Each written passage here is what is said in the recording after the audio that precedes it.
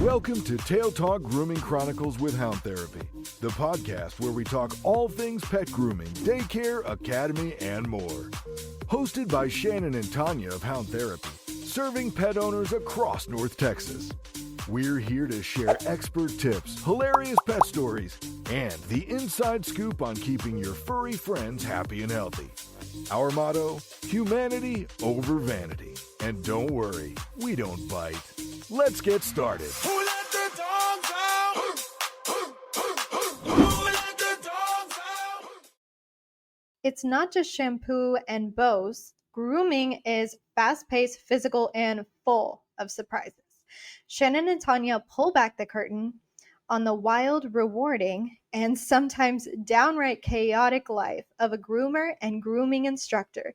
Welcome back, everyone. I'm Sophia Yvette, co-host and producer, back in the studio with Shannon and Tanya, professional groomers at Hound Therapy.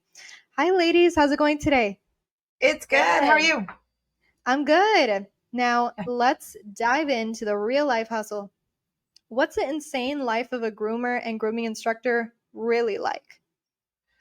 Ooh, I would just say, lot. yeah, It's a lot. Insane for sure. We've said this on one of our other podcasts before. It's, we don't eat or drink. There's no scheduled potty breaks. No. We deal with a lot of different types of personalities, both for human and for dogs. Today, for instance, we're going to give you a feel-good story, I guess. Today I had a doctor's appointment. That's bittersweet, but it'll end good. So I had to leave, and I usually help and kind of oversee a lot of the harder, older, bitier dogs, just because I've had a little bit more experience here than everybody else. But today I had a doctor's appointment, and we have dogs that we've done before, and I'm like, she left us. We've got it. You can do this. And I came in, and everyone just looked. The best way to describe it is just frazzled. They just looked like I've been gone for a week. It felt like it. It was an hour doctor's appointment. I was there. I was gone an hour. I'll let Tanya tell you what happened, I guess. So after Shannon abandoned us for the day, she was only gone for like an hour. We had two dogs come in. We actually said it a couple of weeks ago that we hadn't seen these dogs in a while. Gentleman is, an older gentleman, and he has two dogs. Well, they're both poodle mixes.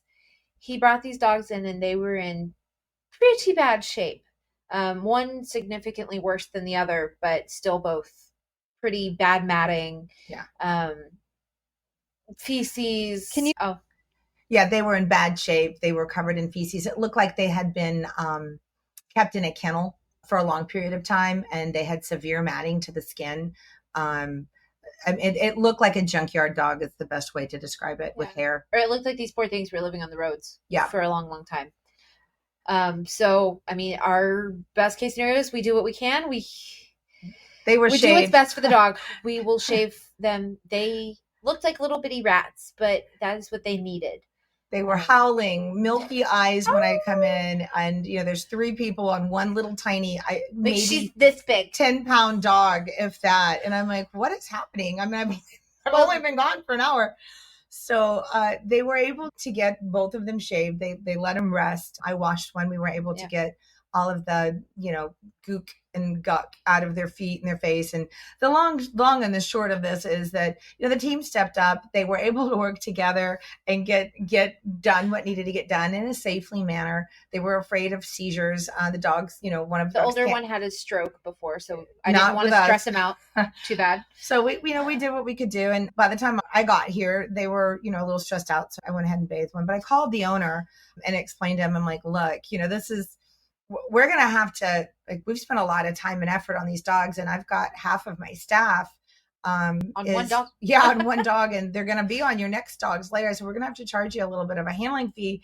And he was fine. And then told me he'd been in the hospital in and out. So, we want to help him on the back end. We're already spending the time and the effort now. So we do have to charge him for, we're in business.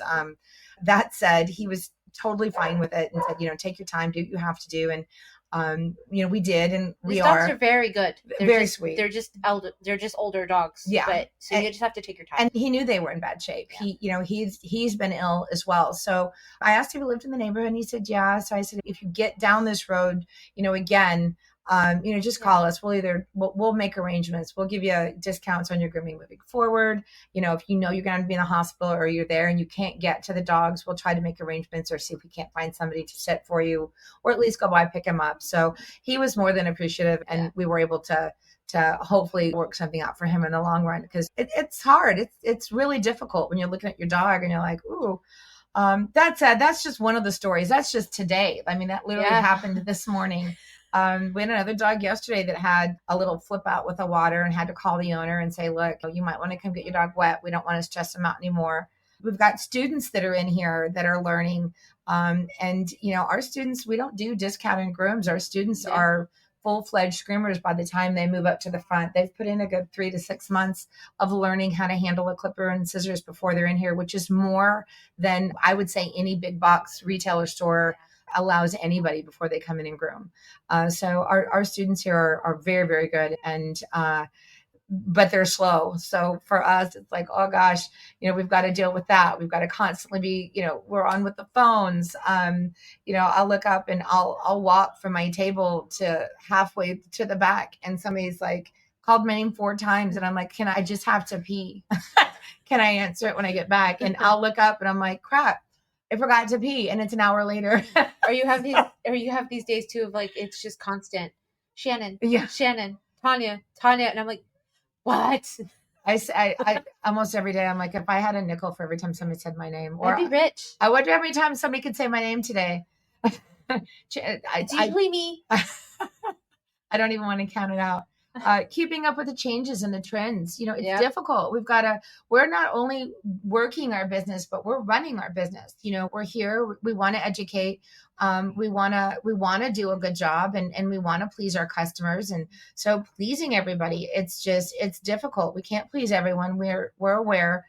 We try, but we are aware that, it's an impossible task. Yep. So we do the best we can, best foot forward. But, the AC goes out, then, somebody's car is broken, somebody calls, their dog is late, they're going to be here in an hour. Somebody else, has a big dog, they're not going to make it because they stubbed their toe.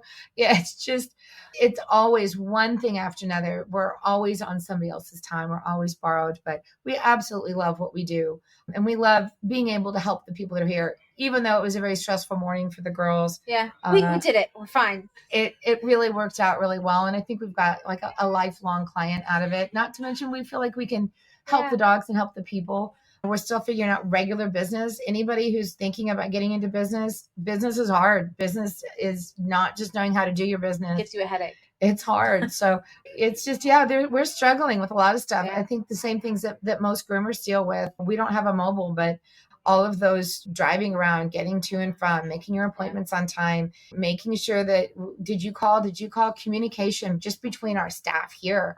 We have 3,500 square foot of, hey, we're constantly screaming at each other, and, we joke around and have a good time. We're going to be doing a Facebook Live every Wednesdays from 1 to 2. So tune in if you want to just watch us being silly, and you can see some of the students. Yeah, we'll groom some dogs. We'll explain what we're doing. You can see, hopefully, all the good dogs. Hopefully they're all good. But you'll get to see the ones that aren't. And we'll go into depth as we do those too. So.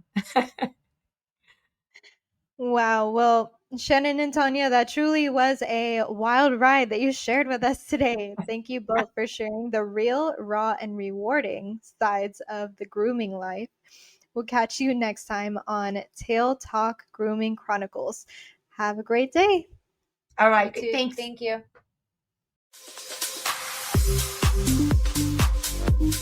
That's a wrap for this episode of Tail Talk with Hound Therapy. Ready to book your pet's next groom, daycare stay, or grooming academy tour? Call us at 469-367-0009. That's 469-367-0009 to schedule an appointment. Or visit us online at www.houndtherapy.com. Serving North Texas with expert pet care. Until next time, keep those tails wagging.